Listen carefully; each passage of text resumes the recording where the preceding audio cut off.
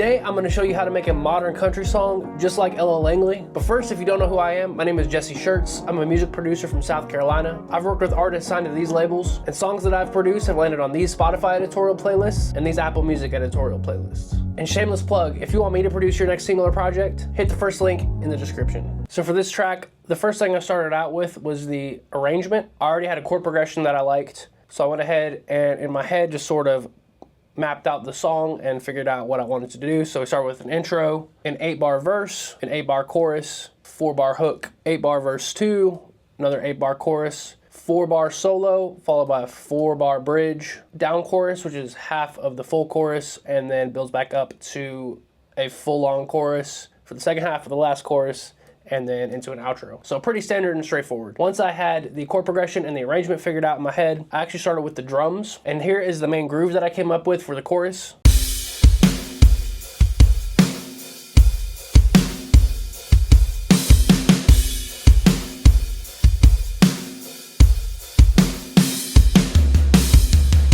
And then the other drums that we have are on the intro and the verses, and these are just some programmed kicks and snares that are filtered down. They sound like this.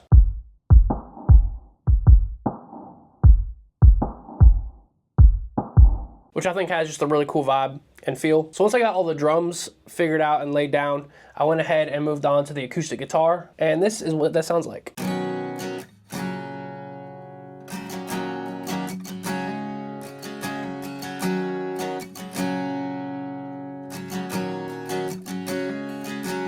And I tracked the same part twice and panned them left and right to give a nice wide stereo image. Once I had the drums and the main acoustic guitars down, usually the next thing I like to move on to would be the auxiliary acoustic instruments. Usually I'm using a resonator guitar, a banjo, and in this case I use a mandolin as well. So I'm gonna go ahead and show you all of those parts. The first resonator part sounds like this. Just a super simple part, kind of droning on the 1 chord. And I have that panned all the way to the right. I felt like it just kind of gave a lot of good movement for the track. And I wanted to add another resonator panned to the left. And so I came up with this pattern, which sounds like this.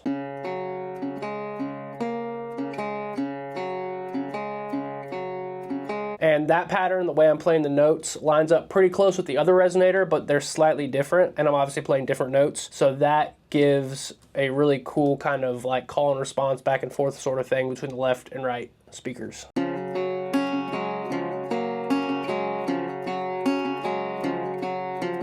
After that, I added a simple banjo part, just following the chord progression.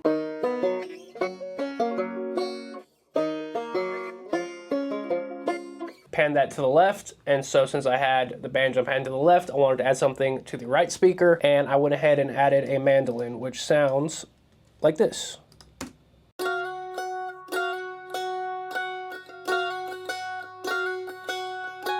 So the acoustic guitars and all of the auxiliary acoustic instruments sound like this.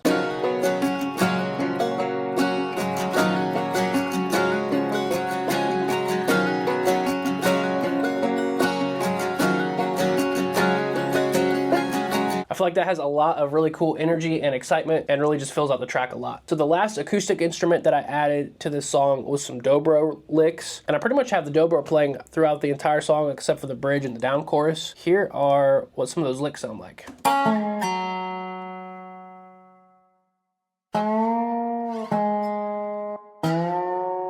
Just super simple dobro licks, but I feel like it really gives it that nice vibey country feel that I was going for with this track. So at that point I had the drums and the acoustic guitars. The next thing I wanted to add was the bass to kind of iron down that low end.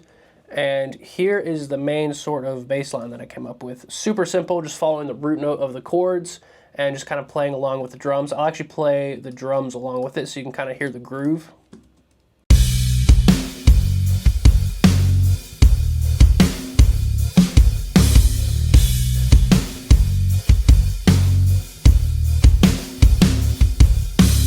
And then in the guitar solo and the bridge, I actually kind of switched to more of an 8th note feel.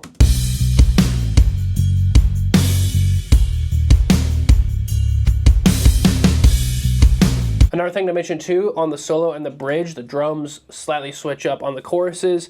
The main cymbal is the open hi-hat, just kind of riding On the solo, I switched to a ride cymbal, and then on the bridge, I switched to another kind of like crash cymbal, which those different drum parts sound like this.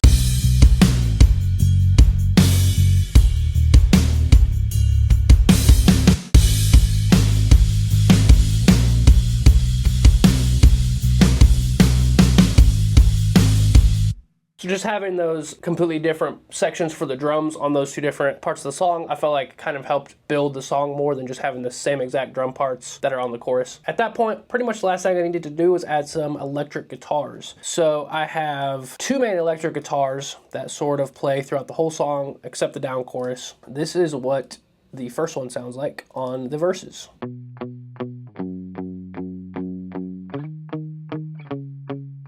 Just driving on the root note of each chord for the verses, and then on the chorus I open it up and play big open chords.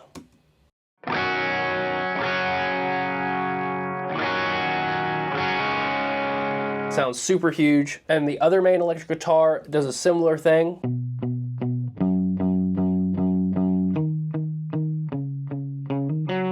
Added some variation on the verse just to give some more excitement from the left and right speaker. And then on the chorus, same sort of thing. I open it up to chords, but I am playing some inversions instead of straight open chords.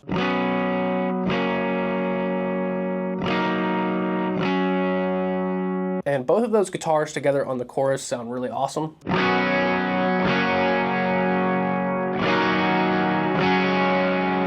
It just makes it sound super huge and open. And then at that point, I felt like the choruses needed a little bit more oomph, if that's the right word.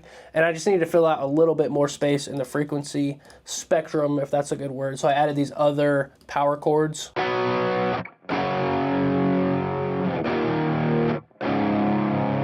And so those power chords with the two other main electric guitars sound super huge on the chorus.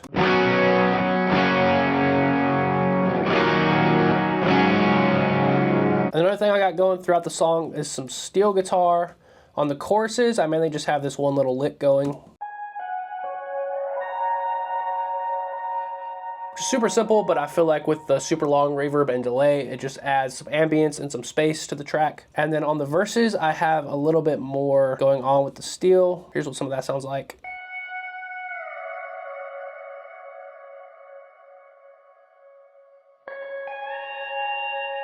Just simple steel licks throughout the song just to add some ambience. And then there are two more electric guitar parts I want to talk about. First one is the solo. I decided to go ahead and do a slide guitar for the solo.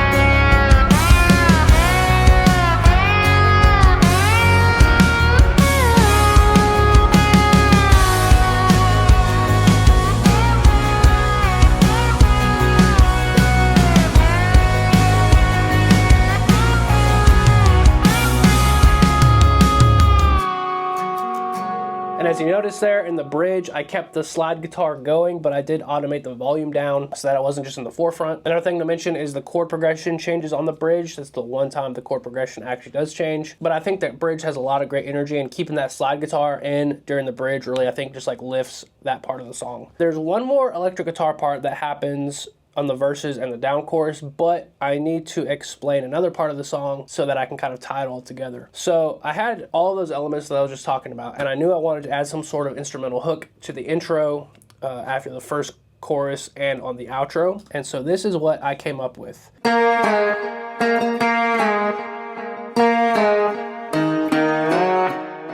that has a lot of different layers. I'm just gonna go ahead and break those down. First thing would be the slide guitar.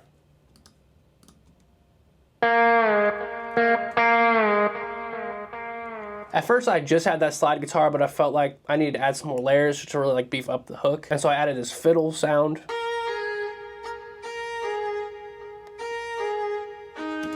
Playing the exact same notes. I added a resonator.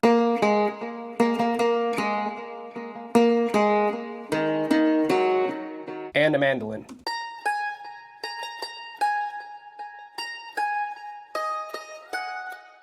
And like I mentioned earlier, there's one more electric guitar that goes on in the verses and in the down chorus. And what I did is I actually took that exact same melody from the instrumental hook and I played it on this electric guitar, which sounds like this.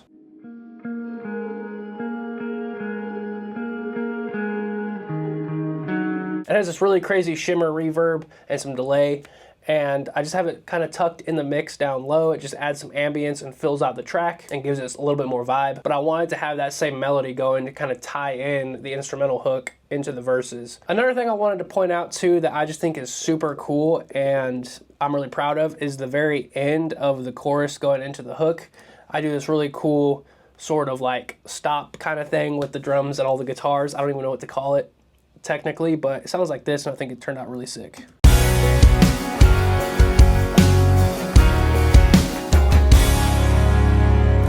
That's pretty much the entire song. I'm gonna go ahead and play the full track so you can check it out. But like I said earlier, if you want me to produce your next single or project, hit the first link in the description.